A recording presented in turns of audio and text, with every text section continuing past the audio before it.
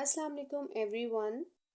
आज की वीडियो में मैं एलएलबी ऑनर्स पार्ट 2 में आईटी स्किल्स के पेपर से रिलेटेड कुछ इम्पॉर्टेंट क्वेश्चंस आपके साथ डिस्कस करूंगी, कुछ इम्पॉर्टेंट टॉपिक्स आपको बताऊंगी। और ये जो वीडियो है वो एक्सपीरियंस बेस्ड है। तो अपना एक्सपीरियंस मैं आपके साथ शेयर करती हूँ कि पंजाब यूनिवर्सिटी का जो फर्स्ट ऑनर्स का बैच था, मैं उसकी स्टूडेंट थी। और फर्स्ट बैच होने की वजह से हमारे पास पास्ट पेपर्स की कोई सहूलत नहीं थी और ना ही कोई बुक्स की सहूलत थी। कोई ऐसी बुक मार्केट में अवेलेबल नहीं थी जिससे हम तैयारी कर सकें, या जो हमें उस टाइम पे, क्योंकि बहुत सारी बुक्स मार्केट में अवेलेबल होती हैं तो बंदे को नहीं पता चलता कि हमें क्या बुक जो है, कौन सी बुक चूज़ करनी चाहिए। तो मैंने भी इसी तरह से कॉसर्स वालों की बुक ख़रीदी और एक दो पब्लिशर्स की बुक खरीदी थी, जो कि जस्ट वेस्ट गई, मेरे किसी काम नहीं आई। और मैं इस नतीजे पे पहुंची कि एन सीरीज़ की जो बुक्स हैं वो ज़बरदस्त हैं एलएलबी के किसी भी पार्ट को क्वालिफाई करने के लिए, पेपर को पास करने के लिए एन सीरीज़ की बुक से बेस्ट कोई बुक नहीं है। अच्छा, जब मैंने तैयारी की तो क्योंकि हमारे पास पास्ट पेपर्स नहीं थे, कोई इम्पोर्टेंट टॉपिक्स नहीं पता थे, तो बुक्स का नहीं पता था। तो मैंने ये जो इंफॉर्मेशन टेक्नोलॉजी की ये वाली जो बुक है ना, इससे तैयारी की थी।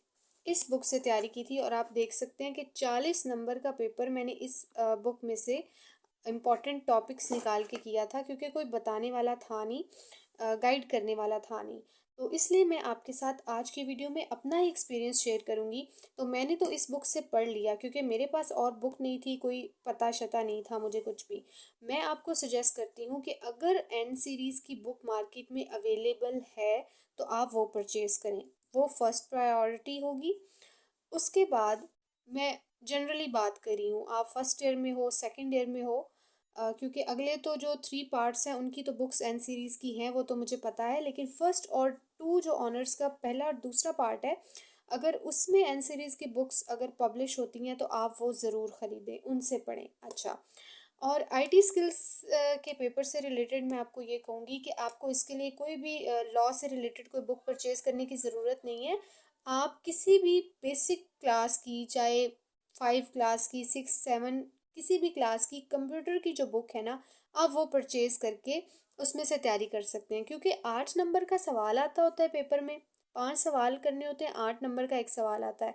तो उसमें इतनी ज़्यादा हमें लंबी चौड़ी डिटेल की ज़रूरत नहीं होती और बेसिक बेसिक क्वेश्चंस आते हैं। अगर आप पास्ट पेपर्स को देखें तो बहुत बेसिक क्वेश्चंस उसमें पूछे जाते हैं, जो कि किसी भी, अगर आप 6 स्टैंडर्ड की बुक अगर लेते हैं ना कंप्यूटर की, उसके अंदर भी वो सारी चीज़ें होती हैं। अच्छा, अब मैंने तो अपनी 6 सेंस के मुताबिक इम्पॉर्टेंट क्वेश्चन जो निकाले थे वो मैं आपके साथ शेयर करूंगी। और अल्लाह का शुक्र है कि जो मैंने क्वेश्चंस निकाले थे, मेरा पेपर उन्हीं में से अटेम्प्ट हो गया था। साथ ही साथ मैं आपको इन क्वेश्चंस के अलावा कुछ और टिप्स भी दूंगी जो कि आपके लिए हेल्पफुल होंगी। आप यही समझे कि ये मेरे वो नोट्स थे जिनको मैंने पढ़ा और मैंने जिनको पेपर में लिख दिया और मैं पास हो गई। तो मैं अब आपके साथ अपने टॉपिक्स शेयर करने वाली हूँ। तो पहला इसमें टॉपिक है एप्लीकेशन सॉफ्टवेयर। ठीक है, एप्लीकेशन सॉफ्टवेयर में नेक्स्ट हमने ये देखें फॉर्म्स की, उसकी ये फॉर्म्स हैं। फॉर्म्स करनी है एप्लीकेशन सॉफ्टवेयर की, आप इनको नोट डाउन करते रहे इन टॉपिक्स को। ये एप्लीकेशन सॉफ्टवेयर की फर्दर जो टाइप्स हैं, ये सारी वो हैं। ठीक है, नेक्स्ट जो हमारा टॉपिक है वो है सिस्टम यूनिट कंपोनेंट्स। इसमें रैम है, रैम की फर्दर टाइप्स हैं। नेक्स्ट इसमें रोम है, रोम की फर्दर टाइप्स हैं, ये ई रोम, ई ई पी रोम। अच्छा, नेक्स्ट इसमें रैम रोम की आपस में डिफरेंस है। ठीक है, साथ ये कैशे मेमोरी है। नेक्स्ट इसमें जो मेरा टॉपिक है वो है पॉइंटिंग डिवाइसेस।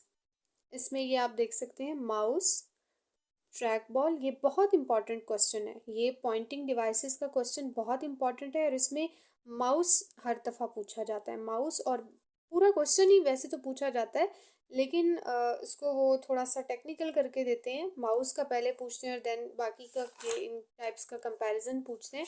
तो ये जो क्वेश्चन है ना पॉइंटिंग डिवाइसेस, ये आपने लाजमी कर लेना है। उसके बाद इम्पैक्ट और नॉन इम्पैक्ट प्रिंटर है, इसका डिफरेंस, यानी हमने हर टॉपिक को थोड़ा थोड़ा कवर करते जाना है। ठीक है, और नेक्स्ट हमारे पास है स्टोरेज डिवाइसेस। स्टोरेज डिवाइसेस की एग्जांपल्स भी आपने करनी है, हार्ड डिस्क और ये सारी जो स्टोरेज डिवाइसेस की ये आगे टाइप्स हैं ये कर लेनी है हमने। नेक्स्ट आगे हमारे पास जो टॉपिक है वो है सॉफ्टवेयर। ये भी इम्पोर्टेंट टॉपिक है। टाइप्स ऑफ सॉफ्टवेयर करना है। टाइप्स इसकी टाइप्स में जो पहली टाइप है सिस्टम सॉफ्टवेयर, ये बहुत इंपॉर्टेंट है। सिस्टम सॉफ्टवेयर की टाइप्स आती होती हैं, ऑब्जेक्टिव इसके फंक्शंस आते होते हैं पेपर में मोस्टली, ये कर लेने हैं। सिस्टम सॉफ्टवेयर की टाइप्स, ऑब्जेक्टिव्स और इसके फंक्शंस, ये सारे इसके फंक्शंस हैं। उसके बाद टाइप्स ऑफ ऑपरेटिंग सिस्टम है, ये इसकी जो टाइप्स हैं ये कर लेनी है। उसके बाद ये बहुत इंपॉर्टेंट टॉपिक है, यूटिलिटी प्रोग्राम्स आता होता है पेपर में, इसकी टाइप्स। नेक्स्ट हमारे पास है कंप्यूटर नेटवर्क। ये भी बहुत ज़्यादा मोस्ट इम्पॉर्टेंट टॉपिक है कंप्यूटर नेटवर्क का। इसमें ये जो इसकी टाइप्स हैं ये अकेली भी पूछी जाती हैं, ये आपने कर लेनी है। लैन वैन मैन, ये सारी टाइप्स हैं इसकी। नेक्स्ट हमारे पास है नेटवर्क टोपोलॉजीज, ये भी बहुत ज़्यादा इम्पॉर्टेंट टॉपिक है। अच्छा, ये आप देखें इसकी टाइप्स हैं नेटवर्क टोपोलॉजीज की, ये भी आपने कर लेनी है। नेक्स्ट अब हमारे पास जो टॉपिक है वो प्रोग्रामिंग लैंग्वेजेस का है। इसमें आपने प्रोग्रामिंग लैंग्वेजेस की जो 2 टाइप्स हैं ये करनी है और इन टाइप्स की भी फर्दर जो टाइप्स हैं वो आपने कर लेनी है, ठीक है। Low level language, high level language और उनकी आगे फर्दर टाइप्स और उनका जो है comparison, low level high level का और प्रोसीजरल नॉन प्रोसीजरल का। उसके बाद नेक्स्ट हमारे पास टाइप ऑफ प्रोसेसर है, ये भी आपने टाइप्स इसकी कर लेनी है प्रोसेसर की। साथ में नेक्स्ट प्लॉटर है और उसकी टाइप्स हैं, ये कर लेना है। लेंथ भी आप देखते जाएं, बहुत शॉर्ट शॉर्ट से हर चीज़ को एक्सप्लेन किया गया है, टू दी पॉइंट पेपर करना है, ये इतना वो टेक्निकल पेपर नहीं है। अच्छा, उसके बाद नेक्स्ट हमारे पास सर्च इंजन का टॉपिक है, ये हमने करना है। उसके बाद जो ये फर्स्ट चैप्टर है इसमें हमने कंप्यूटर और उसके करैक्टरिस्टिक्स करने हैं। सिर्फ नाम नहीं, आपने इनको एक्सप्लेन करना है थोड़ा थोड़ा, इसमें दो दो तीन तीन लाइंस की आप डिटेलिंग लिख दें। उसके बाद सॉफ्टवेयर और hardware is also important topic, ये करना है। इनका डिफरेंस कर सकते हैं, इकट्ठा पूछा जाता है, ठीक है। उसके बाद डाटा और इन्फॉर्मेशन का डिफरेंस पूछा जाता है, ये आपने करना है। उसके बाद इंफॉर्मेशन प्रोसेसिंग साइकिल है फोर्थ पे। नेक्स्ट इनपुट आउटपुट प्रोसेसिंग, ये एक इम्पॉर्टेंट टॉपिक है इनपुट आउटपुट का। आउटपुट डिवाइसेस, इसमें आउटपुट डिवाइसेस की जो टाइप्स हैं वो system unit, CPU, memory, storage devices, communication devices. Types of computer, types of computer further ये एनालॉग, डिजिटल कंप्यूटर और हाइब्रिड कंप्यूटर और इनका फर्दर डिफरेंस और यूजेस ऑफ कंप्यूटर, ये भी बहुत इंपॉर्टेंट है। इसमें भी आप कैटेगरीज देख लें, होम में किस तरह से यूज़ होता है, एजुकेशन में कैसे यूज़ होता है, बिजनेस में, इंडस्ट्री में, मेडिकल फील्ड में इसके यूजेस हैं, ये आपने एक्सप्लेन करने हैं। वो आपसे अलग अलग भी पूछ सकता है और जनरली भी आपसे पूछ सकता है कि यूजेस क्या हैं कंप्यूटर के।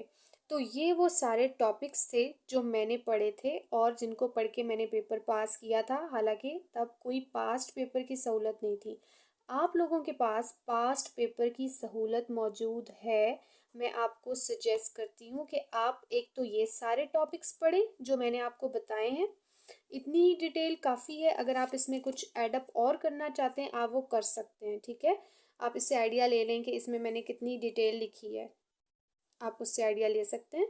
और मैं आपको बार बार कह रही हूँ कि आप ये टॉपिक्स पढ़ें और अपने पास्ट पेपर्स को पढ़ें। पास्ट पेपर आप जो पिछले हैं सारे 5-6 साल के वो निकालें, उसके अंदर जो टॉपिक्स हैं, जो डिफरेंट टॉपिक्स दिए गए हैं, जैसे मैं देख रही थी कि प्रैक्टिकल बेस्ड क्वेश्चंस बहुत ज़्यादा पूछे जा रहे हैं आजकल। कि आप MS वर्ड से रिलेटेड हैं और किस तरह से वो हाउ टू इंसर्ट पिक्चर, वो तो जो हाउ टू से रिलेटेड क्वेश्चंस पास्ट पेपर्स में दिए गए हैं आप उनको करें। उसके अलावा और भी मैं बहुत सारे क्वेश्चंस देख रही थी जो इनसे डिफरेंट थे, इन इन क्वेश्चन से ना, हट के क्वेश्चन से आप उन सब सवालों को करें, तो इंशाल्लाह आपका पेपर जो है वो अटेम्प्ट हो जाएगा। दूसरी बात ये कि मैं इन क्वेश्चंस के नोट्स आपके साथ अपनी कम्युनिटी टैब में शेयर कर सकती हूँ, लेकिन मैं इस वजह से नहीं करती। मेरे पास क्योंकि काफ़ी सब्जेक्ट्स की LLB पार्ट 1 के अलावा मेरे पास तकरीबन सब नोट्स अवेलेबल हैं, क्योंकि मैं खुद जब पढ़ती थी तो मेरा ये एक याद करने का तरीका होता था कि मैं अपने नोट्स प्रिपेयर करती थी और मैं तब उनको याद करती थी। तो मेरे वो सारे नोट्स मेरे पास हैं, लेकिन मैं उनको रफ नोट्स इसलिए कहती हूँ क्योंकि वो जब हम जल्दी जल्दी में बनाते हैं तो उनमें बहुत सारी स्पेलिंग मिस्टेक्स होती हैं। अब जब कभी मुझे अपने नोट्स की ज़रूरत होती है, कोई टॉपिक में मुझे पढ़ना होता है, तो बहुत सारी स्पेलिंग मिस्टेक्स होती हैं। अगर तो आप मुझे कमेंट बॉक्स में कहेंगे तो मैं आपसे इन सारे टॉपिक्स की पिक्चर्स जो हैं वो अपने कम्युनिटी टैब में लगा दूंगी।